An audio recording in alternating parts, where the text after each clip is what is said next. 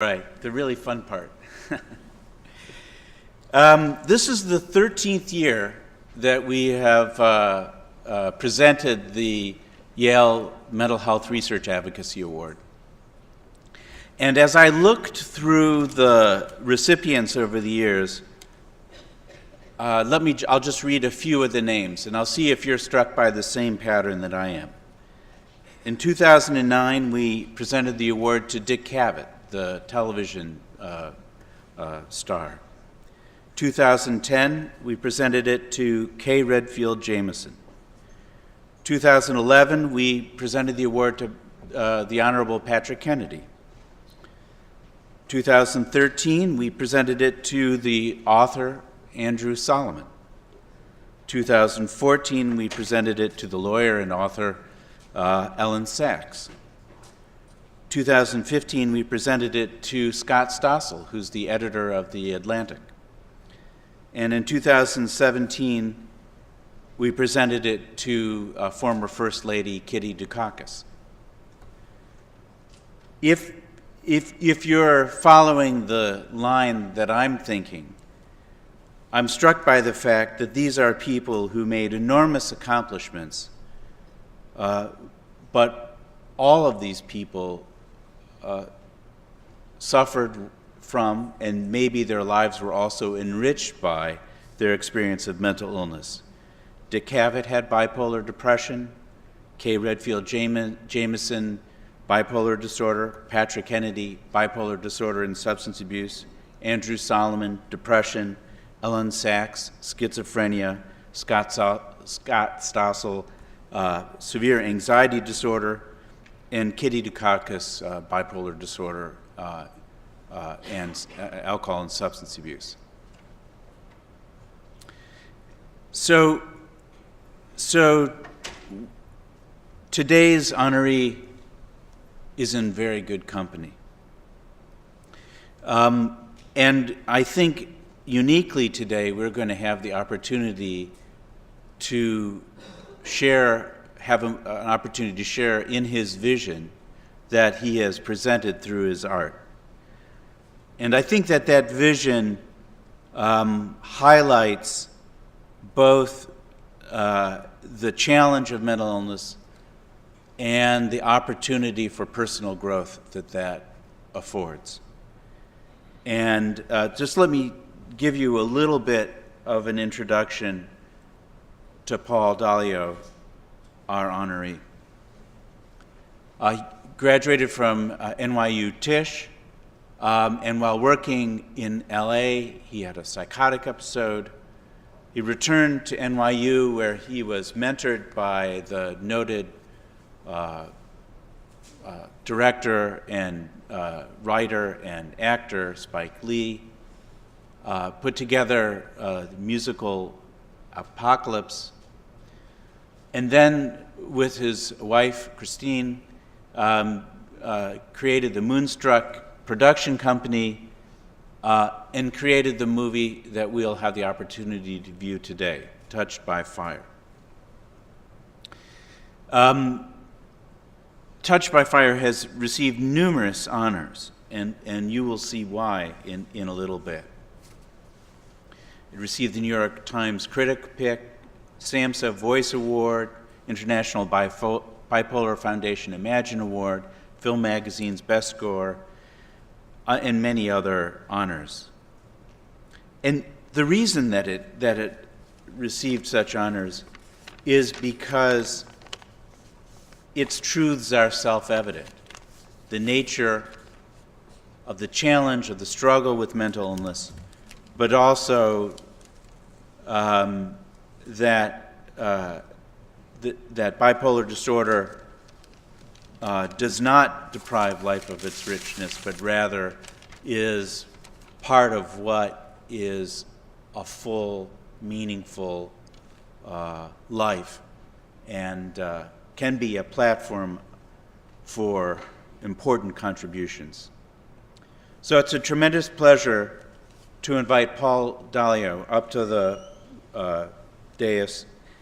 And let me read to you the award. Mental Health Research Advocacy Award presented to Paul Dalio by the Department of Psychiatry, Yale School of Medicine, in recognition of his extraordinary, courageous, and creative work increasing public understanding of mental illness and reducing stigma. Paul, thank you. I think they're going to want to take our picture, so maybe we should move.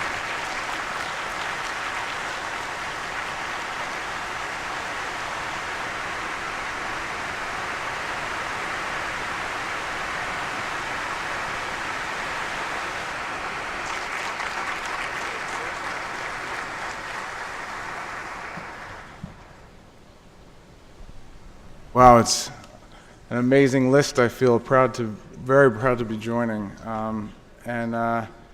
It's an enormous honor and privilege to speak, because Yale, more than any institution, is at the peak of research and education.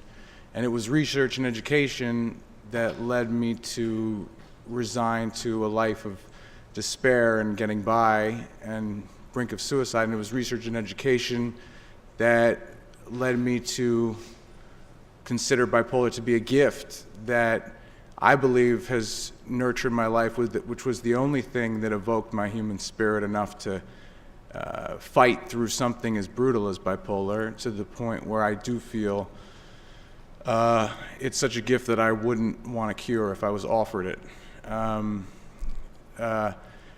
When I first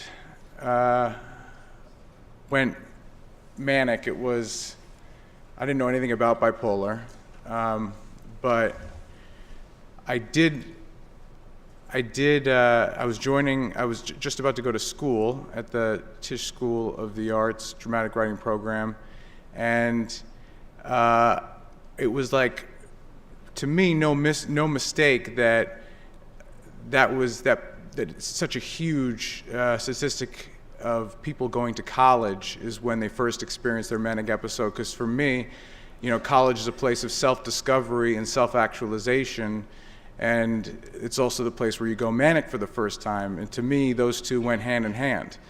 And I still remember the experience of, you go to write, and you're really digging up the different layers of the unconscious and trying to discover and self-actualize. And it was actually a short film I made, like a year before going there, before I was manic, in which there was a boy in a mental institution looking outside his window where a clown was encouraging him to come out. And I didn't know at the time that was my unconscious, encouraging who I was to come out.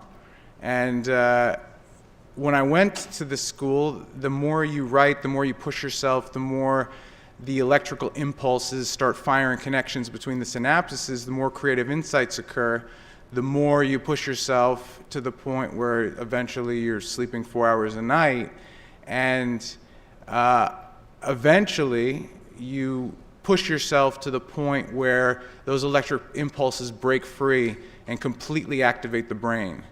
And it's just interesting that we will label this thing in many different ways, but all bipolar really is the brain's ability to experience a level of cognition which is too great for its physiology to sustain.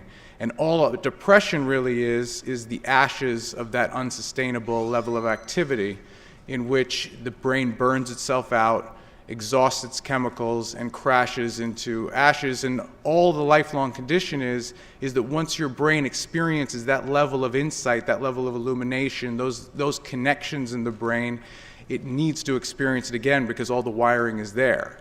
And what I've come to realize is that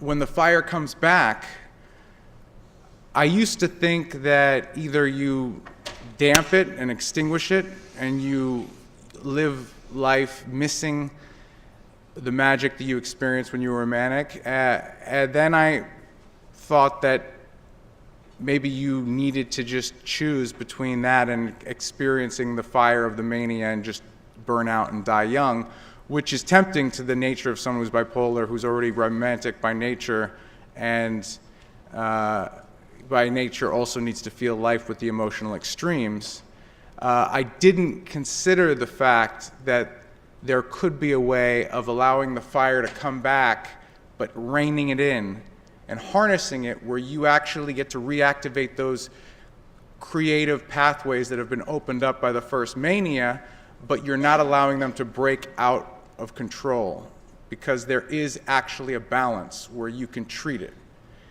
And the science and the research of those insights are what are going to determine the fate of the people who had it. But just consider that when you get diagnosed, I remember being in the hospital, I remember looking outside of my sanitarium window, and the stars are pulsing this light that gets emitted into the sky and sucked up by the wind and spiraled across the sky. And I thought, oh my God, I must be experiencing a vision from God, And of course, when I go to my weekly meeting with my psychologist, all she asks me is, do you still think you're experiencing a vision for God? And I'm thinking to myself, she's looking at me through these thick, skeptical spectacles with these dull eyes. I'm like, you definitely haven't experienced a vision from God through those things. And, and I'm thinking, this person spent their golden years reading biology books. How am I going to convey to them what Van Gogh saw outside his sanitarium window? And of course, you could definitely picture Van Gogh in that, telling the nurse, you know what? I'm going to paint that sky outside my window, and it is going to be the most memorable image of the sky humanity has ever seen, and people are going to go to one of the biggest museums in the world to go pay to see it. And I could totally picture that, and you also could just picture the person when Van Gogh is having trouble selling this thing, is like really trying to help, and it's like, Vincent, do the stars really spiral that way?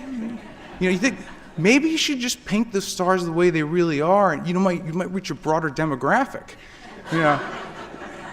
So, and he just can't help but then it was only years and years later that scientists discovered that what he was seeing in that sky was actually real. It was a phenomenon called turbulence, which is invisible to the human eye. But he happened to see it, So I completely can understand, the woman who's singing to the flowers, and not realizing that there was this study done on water particles where you play Swan Lake and it comes out, and these water particles have these beautiful crystallized designs, but when you play ugly music, they come out deformed. And I could completely understand, like, the neighbors laughing at her and her screaming at the neighbors, like, you just don't get it, So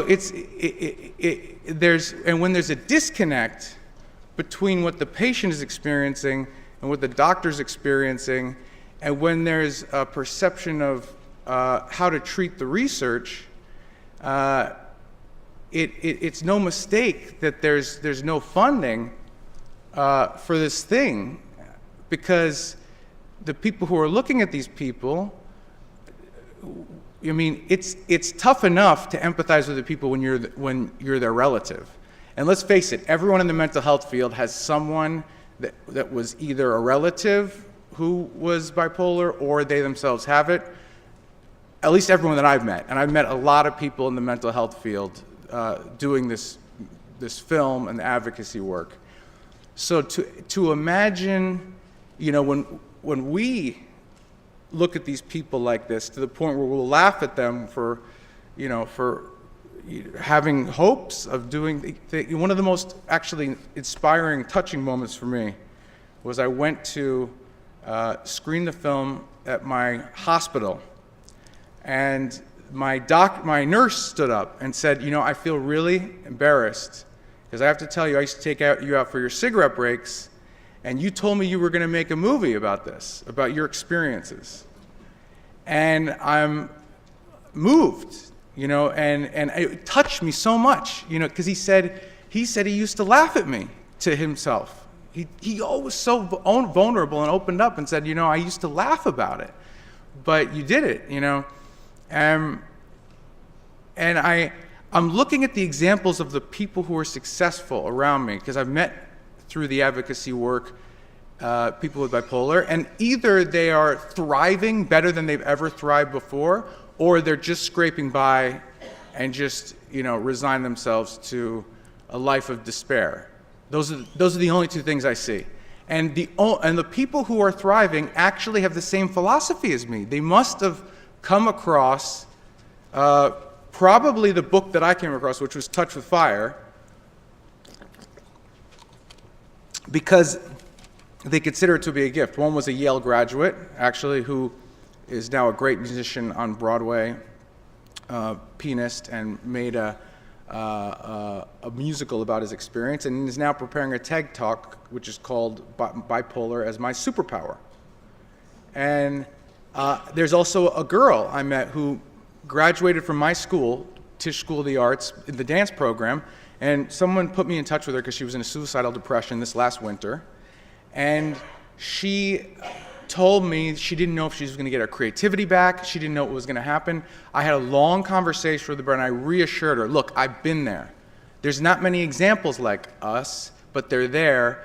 And I told her about my friend, who the musician, and I told her about me, and she contacted me 3 months later saying that she had hope for the first time in a year. She's doing kickboxing classes, she's writing. Her perception of what was possible completely changed from one conversation, and now I see her becoming one of us. You have to just imagine when I first came down from the hospital.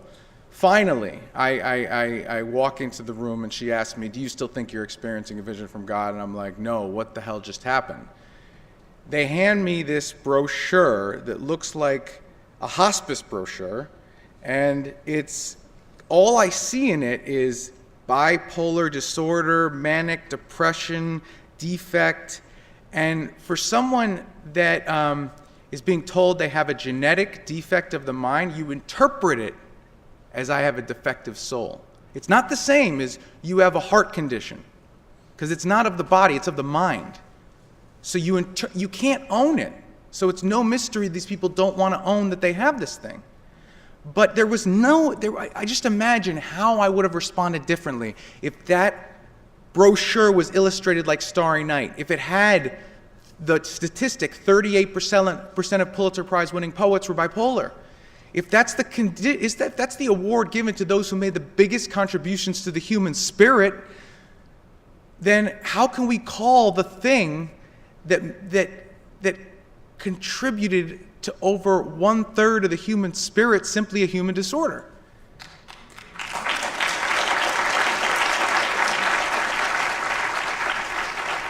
So you guys are the hope for that brochure, that pamphlet. Thank God I came across Kay Jamison's book, Touch with Fire.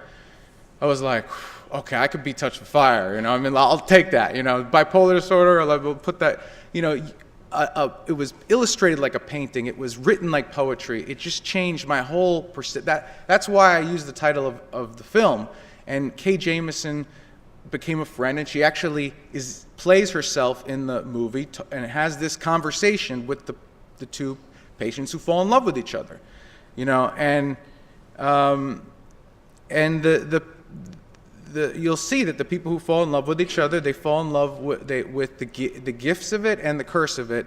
And the one thing missing from Touch with Fire that I was still looking for was, how do you find the gift and still treat it with medication? That's the missing research.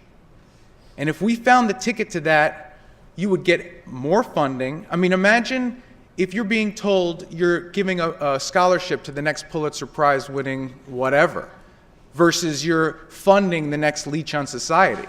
There's a big difference in that funding. you know? And imagine the patient who's going to go out and you could tell someone, you have two different options of paths you take. You lay down in this sick bed and get by with a genetic defect and be pitied, and it takes a lot less effort. Or you can climb to the top of Mount Everest naked, with no ropes, and up there you will find some better version of yourself.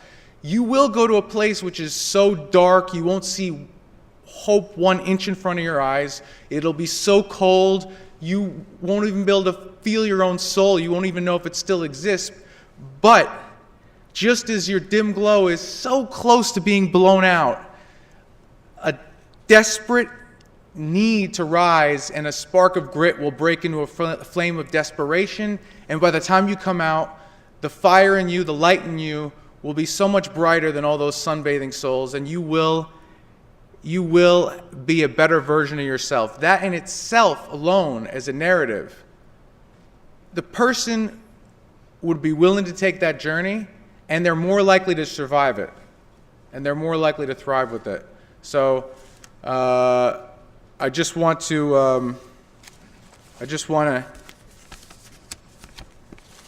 end with, Well, why would anybody want to treat a gift medication? that's what we need this institution for, to realize that's the only way to treat the gift.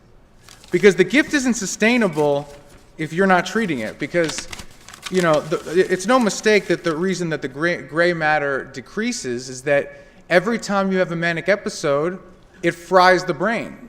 You know, so the first manic episode you have, it opens up the pathways, and your brain still has neuroplasticity before the age of 30. It's high, so you could heal from it. And lithium itself regenerates the brain.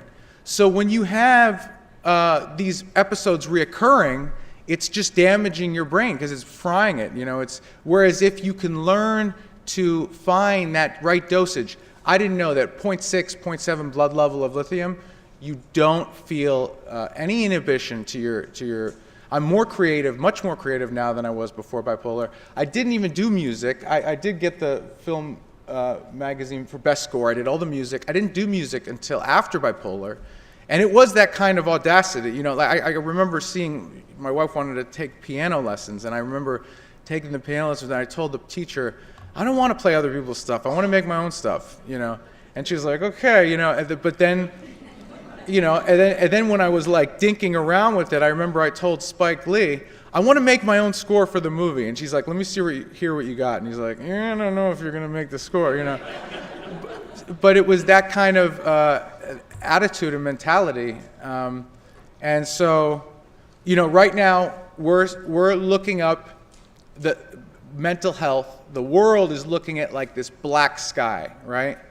And we have these stars, these people with huge human potential and light and fire, which don't know how to shine. And they're ashamed of their light and their fire. And so their fire implodes into these black holes.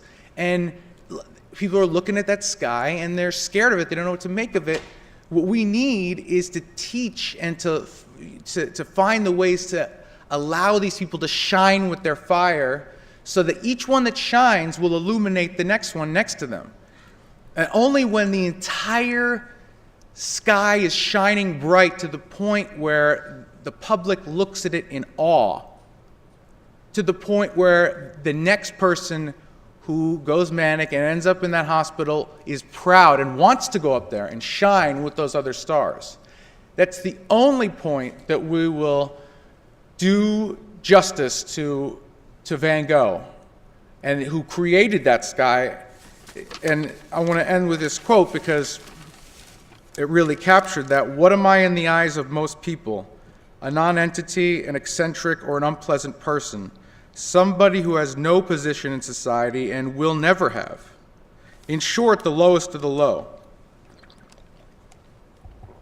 All right then, even if that were absolutely true, then I should one day like to show by my work what such an eccentric, such a nobody has in his heart. Thank you.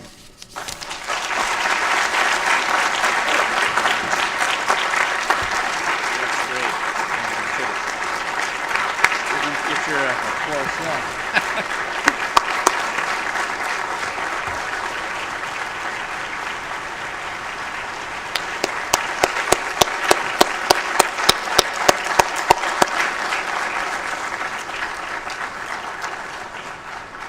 I think if you want to know why we have these conferences and why we give this award, it was because of that last exchange that we just heard. I really appreciate the question from the audience. I really appreciate the response. This is what happens in communities. There's questions and answers. We learn from each other, and we celebrate remarkable achievement. So, Paul, congratulations again.